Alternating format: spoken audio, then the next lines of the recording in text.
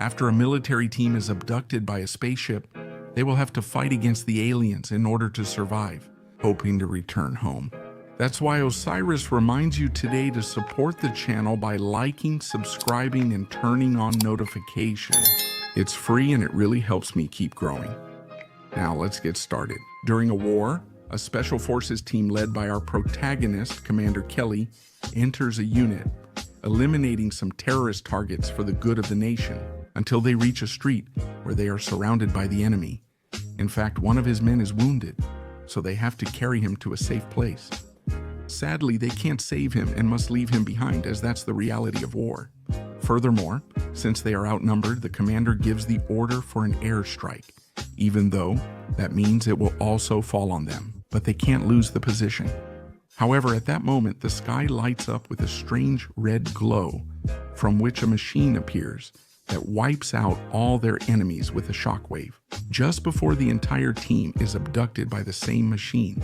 Now we see some memories of Kelly, since apparently it was aliens who abducted them, leaving his men inside a strange capsule to experiment on them later, although at one point they release them, leaving them in very bad shape.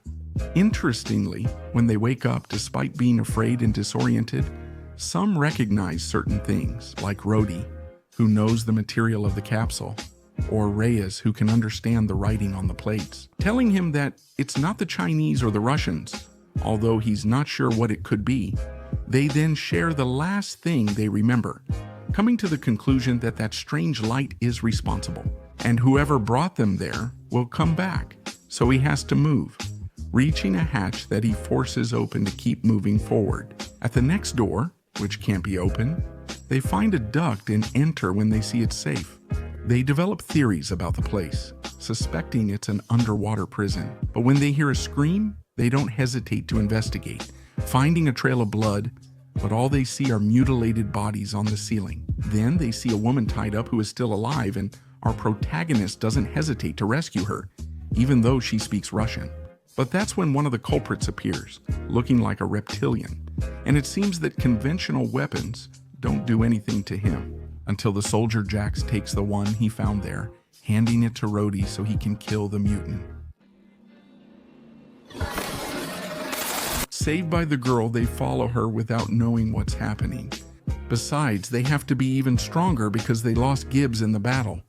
However, they wouldn't have much time to talk because an alien army starts hunting them, although they unintentionally give them the advantage because apparently the human soldiers have better aim than the extraterrestrials. They hold them back at a door to escape through a duct, but Reyes stays to cover them, gets caught, and can't be saved. Finally, they can talk to find out what the girl knows. Meanwhile, they treat a wound one of the laser weapons caused her.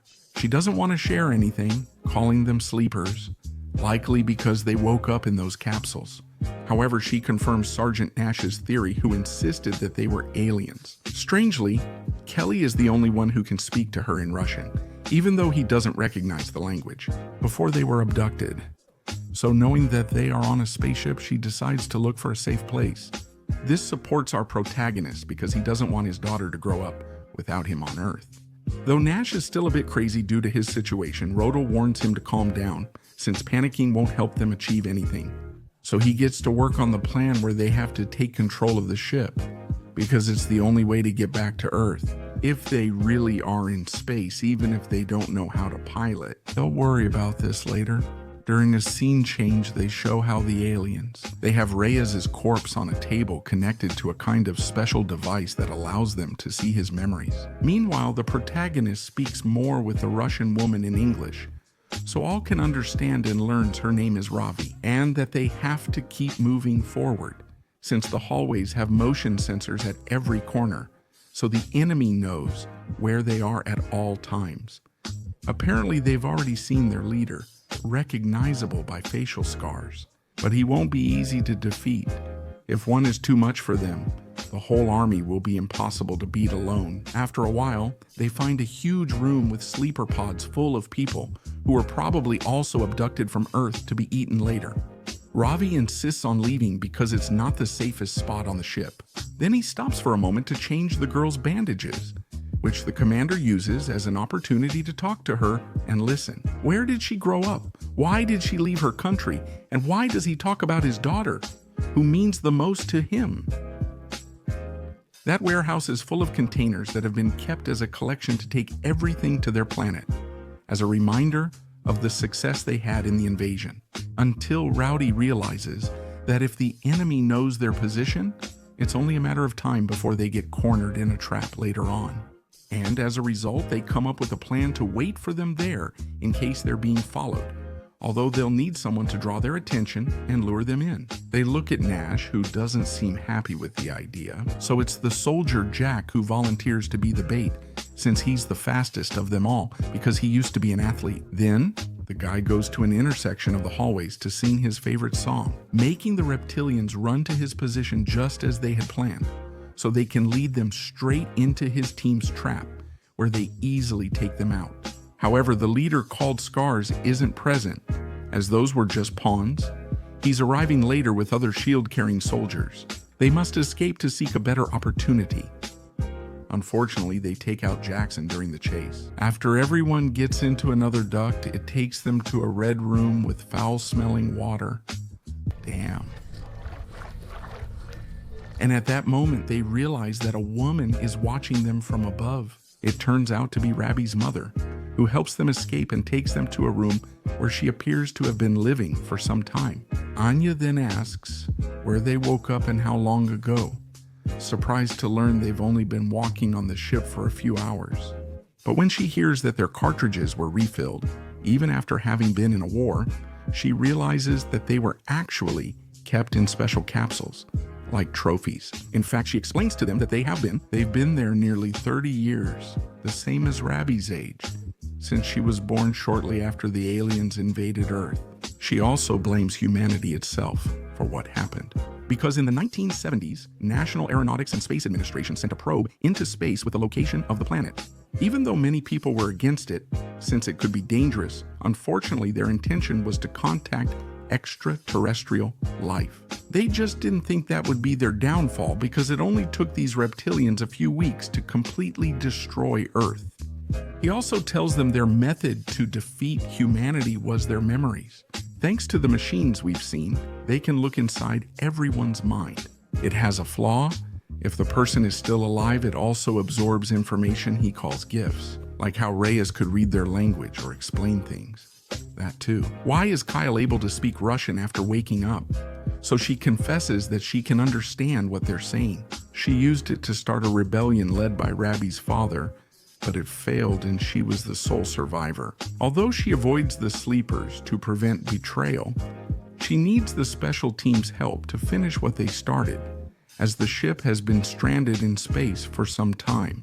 Although Scar has already managed to repair communications to call for reinforcements, if more arrive, they'll be exterminated, so they have to stop them. Now our protagonist joins Roddy to set up the distraction, giving Anya an alien shield for protection. Meanwhile, she will go with her daughter and Nash to the control room to place some grenades, hoping that both groups can get away in time from the explosion. Then, Kelly continues down the hallways, noticing that some of the motion sensors are damaged. So they continue to one that works to send a message to Scar, provoking him enough so that he comes after them. The other group moves through the ducts until spotting their target. But will they have to wait for the moment when the guards leave to carry out their plan?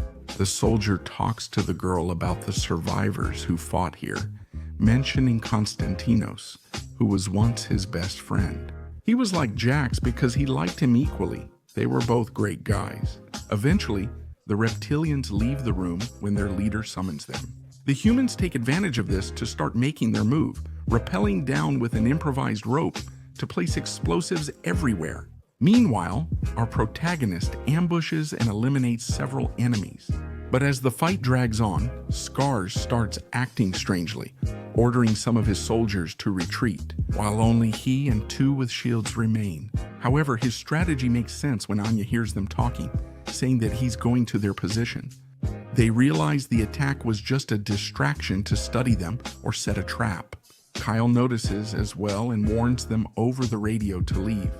Though it seems impossible to help, Roddy shuts the door and tells him to escape with the others, while he stays behind to fight as long as he can. So he does it by taking out the 2 aliens with the laser weapon until it runs out. But since he still has his Earth weapon, he uses it to continue the fight. One of them uses a shield and defeats him, unaware the human has a final kamikaze plan, throwing 2 grenades. Now, Anya takes care of covering her team when she realizes they need to fall back, asking Ravi to go first. Meanwhile, she covers her, then Nash, because she needs someone to take care of protecting her daughter. Unfortunately, she tries to escape when she encounters Scar, who shoots directly at the Russian woman, though she survives, or at least enough time to take action. The explosive charges that eliminate all the aliens on the platform, preventing them from being able to communicate with their planet again. The soldier makes a tough choice, hiding the girl in another duct when he hears his commander on the radio so she won't be found. He makes as much noise as possible to lure the remaining enemies, then waits for them around a corner with several grenades on his belt. On the other hand, our protagonist keeps moving forward without thinking he would run into other humans, who are surprised to see him and ask for his help because they're locked up. Possibly the next ones the aliens will eat. But unfortunately, he can't do anything for them since an enemy catches him from behind. He wakes up on Earth, still in his military clothes, and finds himself in front of his daughter, which means it's a dream that gets a little strange when the sky darkens, showing the exact moment of the invasion. In a scene change, he wakes up in a cell with Ravi, who tells him she was her group's only survivor, leaving her a bit hurt since it's the second time that's happened to her. Everyone panics when the guards arrive and head straight for Kelly. Because he's bothered them so much, they take him somewhere to hang and mutilate him so he won't return. But fortunately, someone unexpected appears from the sewers. Now together they return to the cells to free all the prisoners, including the girl they're taking down the hallway, so they can resist when possible, creating time for as many aliens as possible to gather on the other side so they can blow them up with the grenades. But just when everything finally seems to be going well, giving them a moment to breathe, Nash is struck by an axe from the other side of the door, as Scars is there to avenge his entire species. Challenging our protagonist, in this battle he asks the girl to leave. Surprisingly, Kelly keeps up with the fight's pace a bit, although the alien's superiority is obvious because he lifts him with one hand and throws him against the walls as if he were a ball. However, the commander stands up, daring him to attack. When Scars attacks him directly, he uses the chance to close the hatch, cutting him in half and eliminating the leader. Now, our protagonist goes with Ravi, who is looking at a hatch, so he is the one who goes up the stairs to confirm what Anya was saying about the ship being stranded and Scars trying to communicate with his planet. But what neither of them knew was that the ship was stranded on planet Earth. Since the invasion, they haven't been able to leave, which means that Kelly achieved his main goal of returning home, even though everything is completely destroyed. Was this Oziri? Remember to like, comment which movies you want next, subscribe, and turn on the notification bell so you don't miss new videos.